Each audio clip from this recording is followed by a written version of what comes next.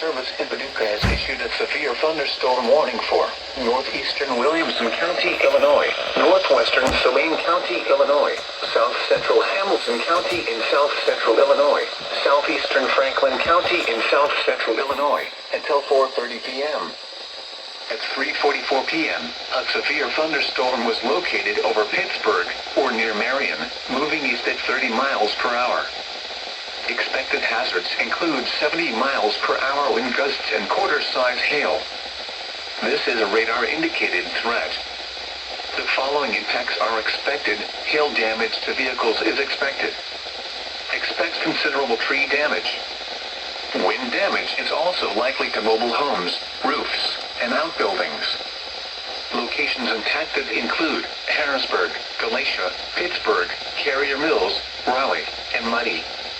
Repeating, a severe thunderstorm warning has been issued until 4:30 p.m. for the following counties in Illinois: Franklin, Hamilton, Saline, and Williamson.